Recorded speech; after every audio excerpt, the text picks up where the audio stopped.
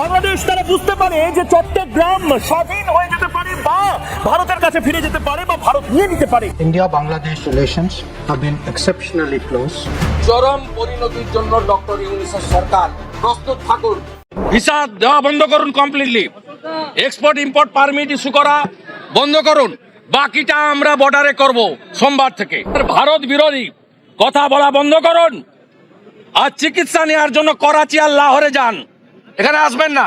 সমন্বয়ক শালারা কত বড় বাটপার। রাষ্ট্রপতি তো আওয়ামী লীগ, হয়তো কথা বলে না। সেনাবাহিনীর প্রধান জেনারেল ওয়াকুজ্জামান উনি তো আওয়ামী লীগ, হয়তো সময় খারাপ কথা বলে না। দেশের বড় বড় দায় দায়িত্ব এখনো আওয়ামী লীগ আছে। সবাই বুঝা গেছে আপনারা কত বড় ফালতু। এখন আমরা বুঝি যে আমরা কত বড় একটা ভুল করছি।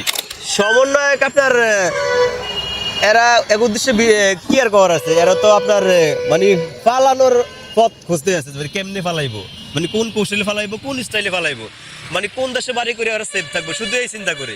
দর্শক, এবার ডক্টর মোহাম্মদ ইউনূসকে চাপে ফেলতে গভীর ষড়যন্ত্র করছে ভারত। দর্শক, ভারত চাই শেখ হাসিনাকে আবারও প্রধানমন্ত্রী করতে। ডক্টর ইউনূসকে কঠিন হুঁশিয়ারি বার্তা দিল ভারত। দর্শক, এদিকে বেরিয়ে আসছে সমন্বয়কদের গোপন তথ্য। যে কোনো সময় পদত্যাগ করে দেশ ছেড়ে পালিয়ে যাবেন সমন্বয়করা। দর্শক, আজকের ভিডিওটি খুবই গুরুত্বপূর্ণ হতে চলেছে এবং আজকের ভিডিওতে অনেক চাঞ্চল্যকর সব গোপন তথ্য ফাঁস করা হবে, তাই না টেনে সম্পূর্ণ ভিডিওটি দেখতে থাকুন এবং এই চ্যানেলে আপনি নতুন হয়ে থাকলে চ্যানেলটি সাবস্ক্রাইব করে আমাদের সাথেই থাকুন। তো চলুন দর্শক, কথা না বাড়িয়ে আমরা মূল ভিডিওতে যাই। সমন্বয়ক শালারা কত বড় বাটপার। রাষ্ট্রপতি তো আওয়ামী লীগ, হয়তো কথা বলে না। সেনাবাহিনীর প্রধান জেনারেল ওয়াকুজ্জামান উনি তো আওয়ামী লীগ, হয়তো সময় খারাপ কথা বলে না। দেশের বড় বড় দায় দায়িত্ব এখনো আওয়ামী লীগ আছে। সবাই বুঝা গেছে আপনারা কত বড় ফালতু। এখন আমরা বুঝি যে আমরা কত বড় একটা ভুল করছি। সমন্বয়ক আপনার এরা এক উদ্দেশ্যে কি আর করার আছে, এরা তো আপনার মানে পালানোর পথ খুঁজতে আছে, কেমনে ফালাইবো, মানে কোন কৌশলে ফালাইবো, কোন স্টাইলে ফালাইবো, মানে কোন দেশে বাড়ি করে ওরা সেফ থাকবো, শুধু এই চিন্তা করে। কারণ ওরা জানে যে ক্ষমতা বিএনপি আসুক, আওয়ামী লীগ আসুক বা জামাত আসুক, আমরা কারো বন্ধু না, ঠিক আছে। আমরা হইলাম তৃতীয় চতুর্থ কোনো ব্যক্তি, তাহলে আমাকে যে দেশে কোনো ঠাই হইবে না, এরাও বোঝে। ওরা চিন্তা করতেছে আপনার কোন দেশে বাড়ি করা যায়, কোন দেশে লাইফ সেটেল করা যায়। এই আপনার এই বাংলাদেশের যেহেতু আওয়ামী লীগ মানে গেছে, চলে গেছে, এই যারা উপদেষ্টা বর্তমানে আপনার বেশিরভাগ উপদেষ্টাই আওয়ামী লীগ পন্থী, ঠিক আছে। এই বেশিরভাগ উপদেষ্টাই আওয়ামী লীগ পন্থী। দেশের বড় বড় দায় দায়িত্ব এখনো আওয়ামী লীগ আছে। হয়তো মানে কথা বলার সিস্টেম নাই, এই জন্য কথা বলে না, কিন্তু ওই সব জায়গায় আওয়ামী লীগের একটা সিন্ডিকেট আছে, সব জায়গায়। এটাই সরকার বুঝলেও সরানোর কোনো ক্যাপাসিটি নাই। আপনি দেখেন বর্তমানে একটা দেশের প্রধানকে রাষ্ট্রপতি না, রাষ্ট্রপতি তো আওয়ামী লীগ, হয়তো কথা বলে না। আপনার এই যে সেনাবাহিনীর প্রধান জেনারেল ওয়াকুজ্জামান উনি তো আওয়ামী লীগ, হয়তো সময় খারাপ কথা বলে না। দেশের একেবারে প্রধান জায়গায় এখনো আওয়ামী লীগ, এখনো আওয়ামী লীগ। এই জন্য আপনি আওয়ামী লীগের চাইলে কিছু যে করবেন ওই পরিস্থিতি নাই। তো আপনার এই 24-এ যে গণঅভ্যুত্থান হয়েছে বা যে বিপ্লব হয়েছে, ওই সময় মানুষ কিন্তু ছাত্রকে পক্ষই নিয়েছিল, সব মিলে অনেক মানুষই ছাত্রকে পক্ষ নিয়েছে। কিন্তু যদি সাধারণ মানুষ বুঝতো যে মানে ওই অভ্যন্তরের পরে দেশের এই অবস্থা হইব, তাহলে তো মানুষ এগোটাকে কোনো দিনও সাড়া দিত না, ঠিক আছে। মানুষ সবাই নিজের কানে নিজে ধরে যে আসলে আমরা কত বড় একটা ভুল করছি। বর্তমানে এখন আমরা বুঝি এই রিস্কালারও কিন্তু ছাত্রকে পক্ষ নিছে, কিন্তু বর্তমান প্রেক্ষাপটে এখন আমরা বুঝি যে আমরা কত বড় একটা ভুল করছি। মানে কাগো কথায় আমরা কি করলামটা কি, ঠিক আছে। আমরা যে চোর খেতে ডাকাত জায়গা দিচ্ছি, এটা শুধু আমরা বর্তমানে এখন বুঝছি। আর এই ঢাকা শহরের প্রত্যেকটা ভার্সিটির প্রত্যেকটা ছাত্র বুঝা গেছে যে সমন্বয়ক শালারা কত বড় বাটপার। এরা জনগণের জন্য করতে চাইলেও করতে পারবো না, কারণ ওই অবস্থা নাই।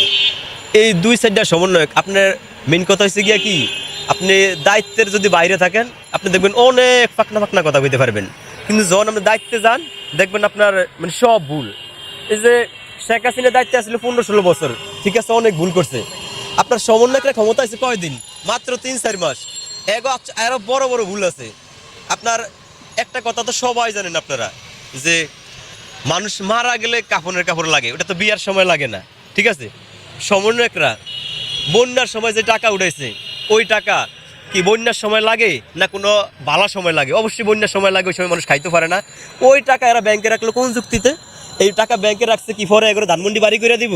ওই সময় মানুষ ভাত খাইতে পারে না, কিন্তু এরা টাকা ওই সময় না দিয়ে করছে কি ব্যাংকে রাখছে। তো আপনারা যে ব্যাংকে রাখছেন, মানুষের টাকা মানুষের দিলেন না, এটা ব্যাংকে রাখছেন, কোন যুক্তিতে রাখছেন? তাহলে এটা কি আপনাদের ভুল না? শেখ হাসিনা তো কয়েক বছর টানা ক্ষমতা থেকে ভুল করছে, কিন্তু আপনারা কয়দিনই তো কত হাজার ভুল করছেন। দেখেন তো কোনো আপনারা ডাক দিলে কোনো মানুষ জড়ো হয়নি। দেখেন তো কোন ভার্সিটির মানুষ আপনারা আগে তো বলতে যে টিসিতে আছে।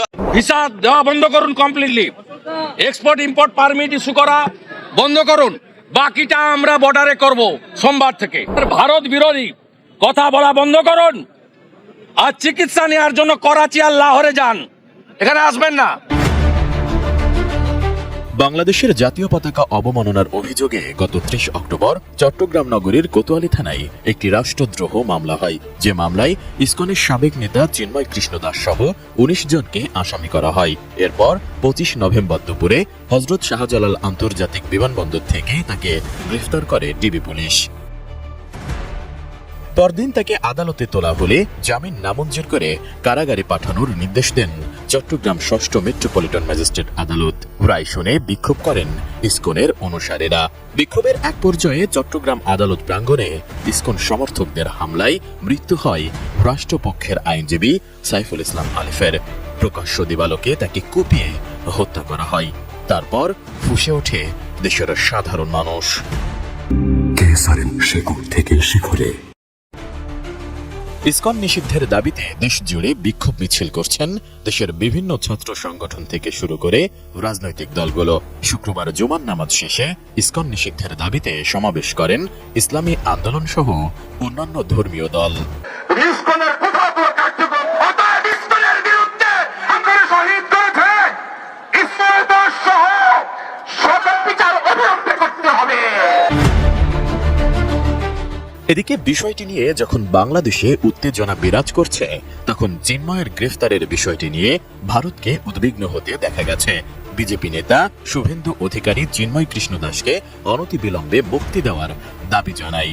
মুক্তি না দিলে পশ্চিমবঙ্গের সঙ্গে বাংলাদেশের সীমান্ত অবরোধ করারও হুমকি দেয় বিজেপি। এছাড়া ভারতীয় পার্লামেন্টের নিম্নকক্ষ লোকসভাতেও আলোচিত হয়েছে বাংলাদেশে সংখ্যালঘু সম্প্রদায়ের বিরুদ্ধে সহিংসতা, ভাঙচুর ও মানবাধিকার লঙ্ঘনের বিষয়টি। जो सारे हिंदू समाज का आवाज बुलंद किया, हिंदू हृदय सम्राट चिन्मय वीर सन्यासी चिन्मय कृष्ण प्रभु को without any condition Bangladesh government रिहा करे। आज हम लोग धर्म के पक्ष में हैं, आज सत्य के पक्ष में हैं। ये कहना है कि चिन्मय कृष्ण प्रभु को रिहाई करना है, हिंदू ऐक्य, हिंदू का संपत्ति, हिंदू का निरापत्ता সেখানে ঠিকঠাক करना है। ভারতীয় সংবাদ মাধ্যম এনডিটিভির খবরে বলা হয়েছে, বাংলাদেশে সংখ্যালঘু হিন্দু সম্প্রদায়ের বিরুদ্ধে সহিংসতা ও ভাঙচুরের ঘটনা বৃদ্ধি পাওয়ায় মানবাধিকার লঙ্ঘনের বিষয়ে উদ্বেগ প্রকাশ করে ভারতের পার্লামেন্টে প্রশ্ন তোলা হয়। অন্যদিকে ভারতের পশ্চিমবঙ্গ প্রদেশের রাজধানী কলকাতায় বাংলাদেশের ডেপুটি হাই কমিশনার ঘেরাওয়ের চেষ্টা করেন দেশটির কট্টর হিন্দুত্ববাদী সংগঠন হিন্দু মহাসভার সদস্যরা। সে সময় বাধা দেওয়ায় পুলিশের ওপরও হামলা চালান তারা। 28 নভেম্বর দুপুরের দিকে এই ঘটনা ঘটে বলে দেশটির সংবাদ মাধ্যম টাইমস অব ইন্ডিয়া জানিয়েছে। রাষ্ট্রদ্রোহের মামলায় বাংলাদেশ সম্মিলিত সনাতনী জাগরণ জোটের মুখপাত্র চিন্ময় কৃষ্ণ দাসকে গ্রেপ্তারের পর থেকে গত কয়েকদিন ধরে তার মুক্তির দাবিতে বিক্ষোভ করছে ভারতের হিন্দুত্ববাদী বিভিন্ন সংগঠন। এরই অংশ হিসেবে 28 নভেম্বর কলকাতায় বাংলাদেশ উপ হাইকমিশন ঘেরাও করতে চেষ্টা করে হিন্দু মহাসভা। ওই সময় পুলিশের সঙ্গে হিন্দু মহাসভার সদস্যদের ধস্তাধস্তি হয়। এই ঘটনায় নিন্দা জানিয়েছে বাংলাদেশ পররাষ্ট্র মন্ত্রণালয়। সেই সাথে সারা দেশে আদালত ও আইনজীবীদের নিরাপত্তা নিশ্চিতের নির্দেশ। সুপ্রিম কোর্ট সহ দেশের সব আদালত, বিচারকদের এজলাস ও বাসভবন এবং আইনজীবীদের সার্বিক নিরাপত্তা নিশ্চিতের নির্দেশ দিয়েছেন প্রধান বিচারপতি ডক্টর সৈয়দ রিফাত আহমেদ। শুক্রবার 29 নভেম্বর সুপ্রিম কোর্টের গণসংযোগ কর্মকর্তা মোহাম্মদ শফিকুল ইসলাম এ তথ্য নিশ্চিত করেছেন। সুপ্রিম কোর্টের registrar general doctor Aziz Ahmed Bhuiyan স্বাক্ষরিত বিবৃতিতে বলা হয়েছে, সম্প্রতি বাংলাদেশ সুপ্রিম কোর্ট প্রাঙ্গণে যে নজিরবিহীন ও অনভিপ্রেত ঘটনাবলী সংঘটিত হয়েছে এবং একই সঙ্গে বাংলাদেশ সুপ্রিম কোর্ট প্রাঙ্গণ সহ দেশের জেলা আদালতসমূহ সাম্প্রতিক সময়ে যেসব অনাকাঙ্ক্ষিত পরিস্থিতির সৃষ্টি হয়েছে সে বিষয়ে বাংলাদেশের প্রধান বিচারপতি গভীরভাবে উদ্বিগ্ন। এতে বলা হয়, বাংলাদেশ সুপ্রিম কোর্ট থেকে এর আগে একাধিকবার স্থানীয় আইন প্রয়োগকারী সংস্থাগুলোর সহায়তায় দেশের প্রত্যেক আদালত ও ট্রাইব্যুনাল প্রাঙ্গণ, এজলাস, বিচারকদের বাসভবন, বিচারকদের গাড়ি, বিচারক ও কর্মচারী সহ আদালত সংশ্লিষ্ট সবার সার্বিক নিরাপত্তা নিশ্চিত করার প্রয়োজনীয় পদক্ষেপ নিতে সংশ্লিষ্ট সবাইকে নির্দেশ দেওয়া হয়েছিল। রাষ্ট্রের প্রধান তিনটি অঙ্গের মধ্যে বিচার বিভাগ অন্যতম। আইনের শাসন ও ন্যায় বিচার নিশ্চিতকরণ এবং আদালতের ভাবমূর্তি বজায় রাখতে দেশের প্রত্যেক আদালত ও ট্রাইব্যুনাল প্রাঙ্গণ, এজলাস, বিচারকদের বাসভবন, বিচারক ও কর্মচারী আদালত সংশ্লিষ্ট সবার সার্বিক নিরাপত্তা নিশ্চিত করতে অবিলম্বে প্রয়োজনীয় পদক্ষেপ নেওয়ার জন্য বাংলাদেশের প্রধান বিচারপতি দেশের সংশ্লিষ্ট সব কর্মকর্তাকে নির্দেশ দিয়েছেন। এ বিষয়ে অবিলম্বে প্রয়োজনীয় সব পদক্ষেপ গ্রহণের জন্য সংশ্লিষ্ট সবাইকে নির্দেশক্রমে বিজ্ঞপ্তিতে অনুরোধ জানানো হয়েছে।